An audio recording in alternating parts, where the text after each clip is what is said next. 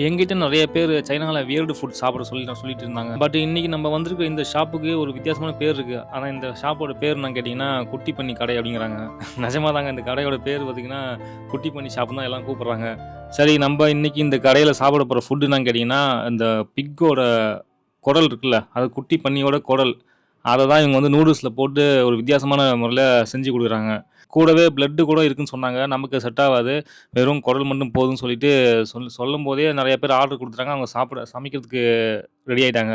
சரி ஓகே நம்ம வெயிட் பண்ணி பார்ப்போம்ன்னு சொல்லிட்டு வெயிட் பண்ணி எப்படி சமைக்கிறாங்கன்னு பார்த்துட்டு இருந்தேன். அப்படியே இந்த இந்த மீட் சூப்ல அந்த நூடுல்ஸ வேக வச்சு, அதுக்கு மேல இந்த குடல போட்டு குடுக்குறாங்க. குடல் பார்த்தீங்கன்னா, ஃபுல்லா கொழுப்பு நல்லா ஃபேட்டா தெரியுது பார்க்கும்போதே. அப்படியே சுட சுட வந்து குடுக்குறாங்க. டேஸ்ட் நிஜமா தாங்க சூப்பரா இருக்கு. டேஸ்ட்ல வைஸு உண்மையிலேயே பக்கா. அந்த குடல பத்தி லைட்டா கொஞ்சம் சால்ட்டி ஃப்ளேவர்ல வருது. நூடுல்ஸு கொஞ்சம் பிளெயினா இருக்கு. அந்த அளவுக்கு ஸ்பைசி கிடையாது. சூப் மட்டும் கொஞ்சம் ஸ்பைசி இருக்கு.